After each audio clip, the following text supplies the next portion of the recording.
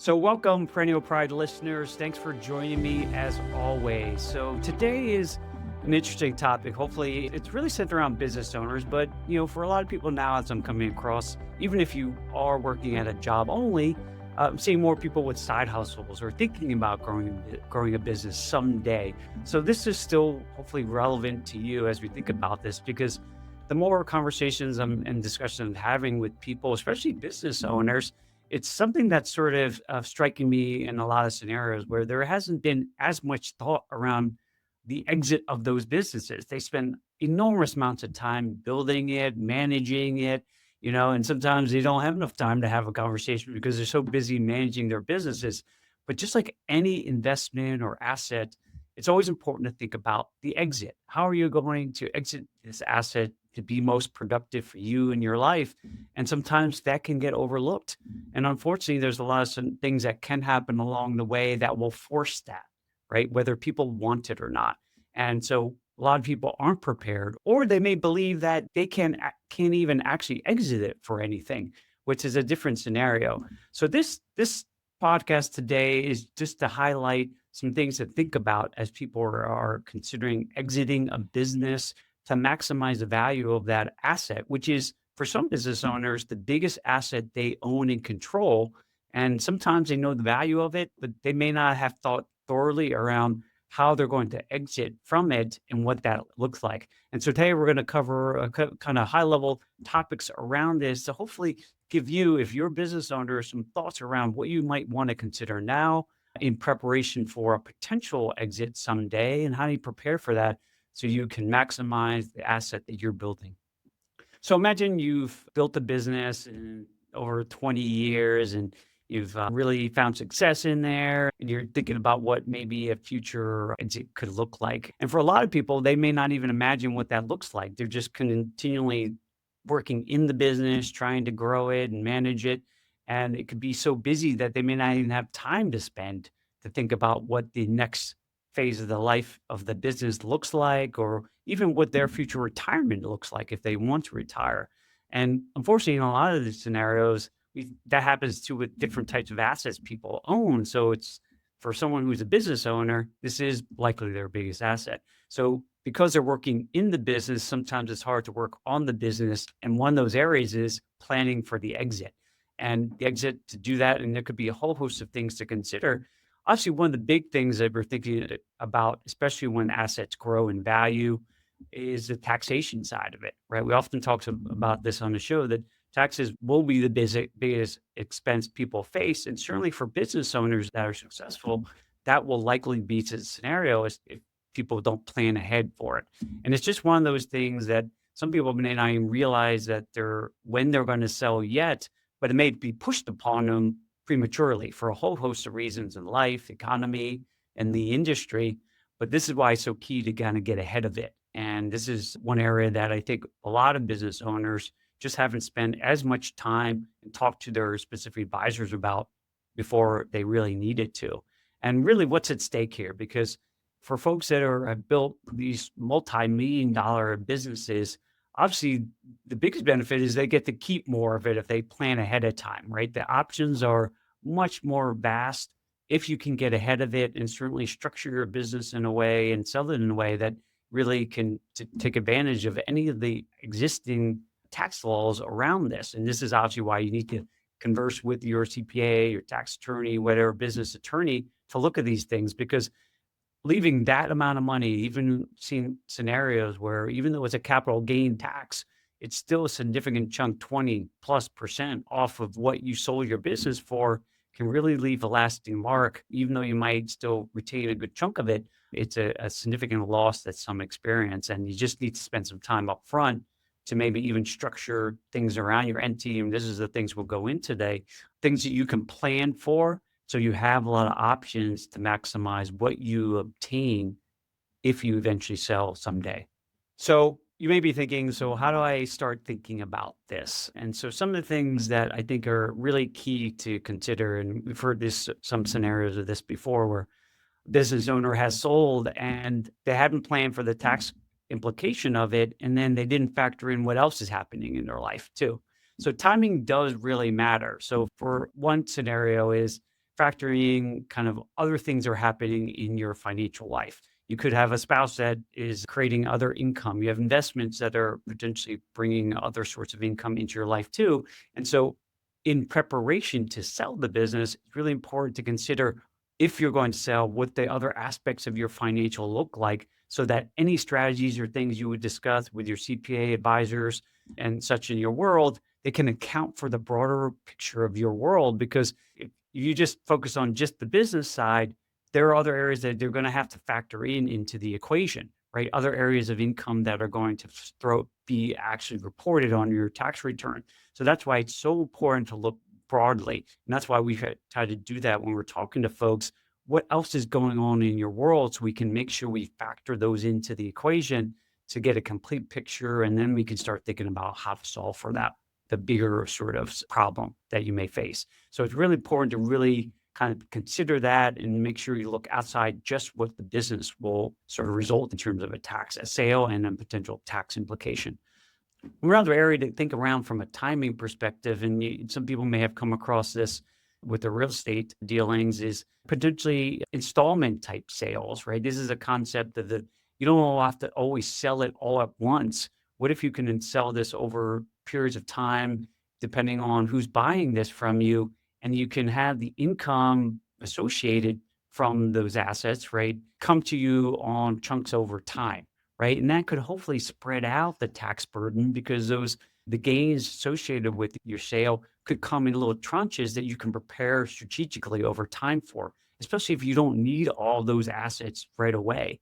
And so that's something to consider over time, especially if the buyer of the new business has that ability to maybe pay that over time and is comfortable with that. That's where it kind of goes into negotiation and sort of talking through what works on both sides, is to think about maybe the timing of that asset sale doesn't have to happen just in 1 year. It could happen over a decade or so and such. So then the income and gains associated with that will be sort of spread out. And that will potentially help your tax burden over a course of time. And so that's something to consider as part of the negotiations, and say, how do you structure that in a way? Obviously, those things could come with additional risk, because now you may have to still be involved with that, may not be actively involved with that business, but there is a stake in that business to make sure that continues on, right? It is still successful. So those are other risks you have to sort of think through when you're considering things like that. So obviously that may depend on the circumstances of how the owner is receptive to it and some other factors, but something to at least consider. And the last thing I really want to touch on from a timing perspective, and just like anything else, is that doing this, taking time and pre-planning these things is really important. The last thing that people want to do, especially if you have a valuable asset, is to be forced to have to sell. And that's why a lot of the things we talked about, when I heard a stat one time, is that half of sales of businesses are happening because they're forced to sell it. It wasn't a choice. So this is why you have to kind of plan ahead and say, if X happens, right, somebody passes, disabilities, how can we ensure that we can properly sell this in an efficient manner on our terms, versus having to liquidate unnecessarily, right? That is the worst time to be selling, right? Sometimes I come across some business owners that are almost on their last sort of breath of their business, and they're exhausted.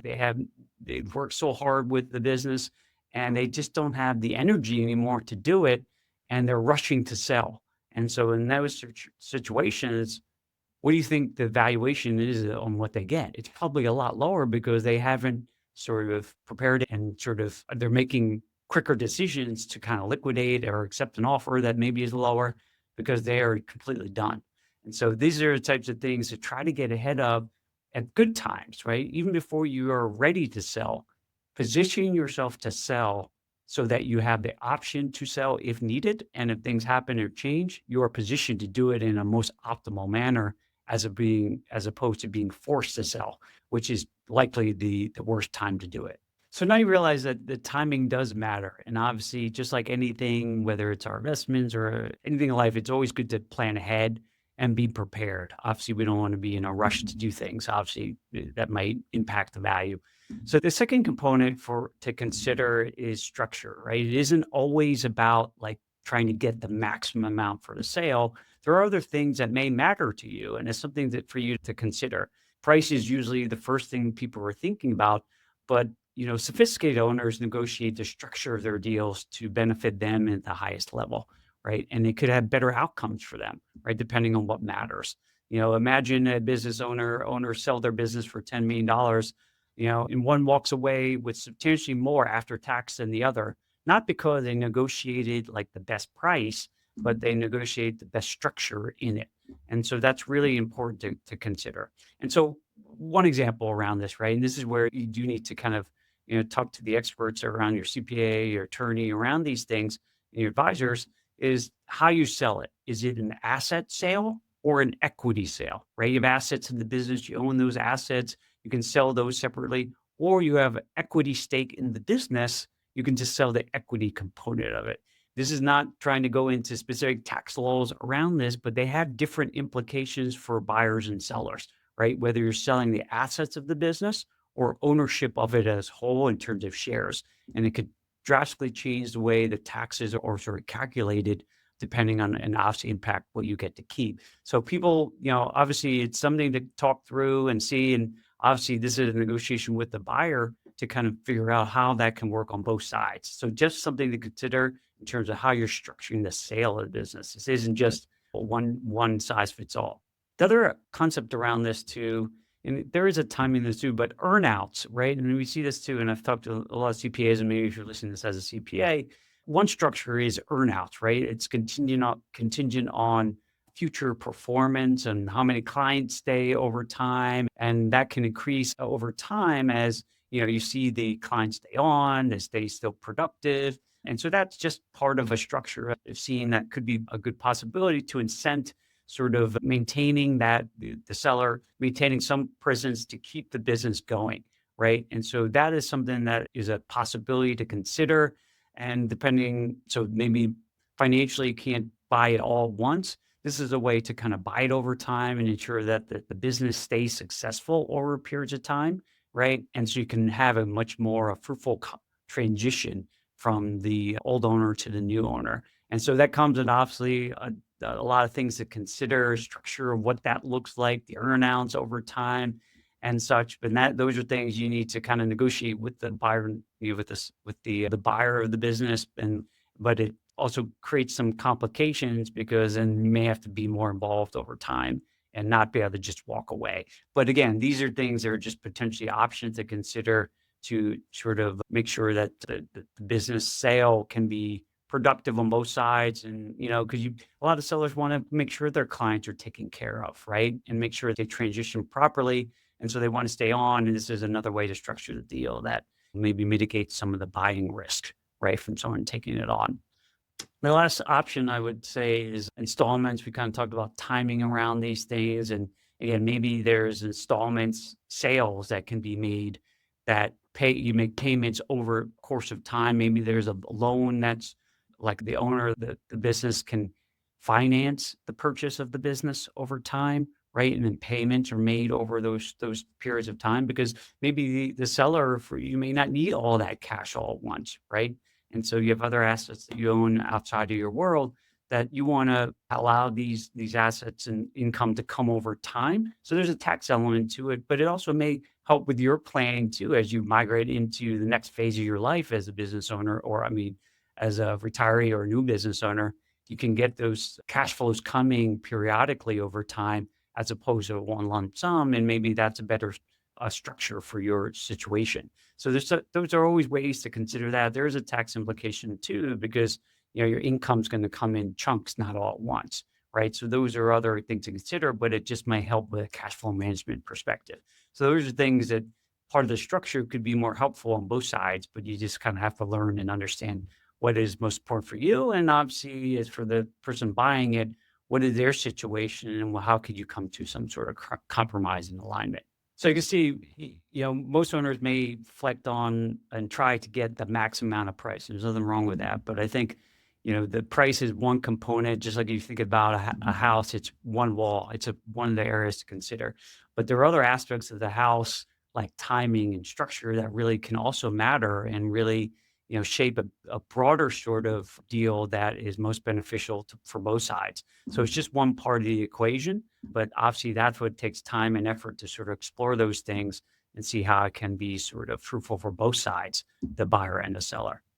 So now we talked about sort of timing. We went through maybe some ideas around structuring the deal. And then obviously some of those have some tax benefits, but there's other sides of it too that we get into the more advanced sort of tax strategies around the sale of a business. And one of the ones, especially for small business owners, that you may have come across, and some people have not, but it's called the qualified small business stock sort of strategy. And it's one of those tax rules that are certainly advantageous for small business owners. They're trying to, and why they have it, because they want to incent business owners to grow and build businesses over time. And so it's a huge incentive for people that who are thinking this way. And it can allow business owners to exclude millions and millions of dollars of capital gains when they go sell their business.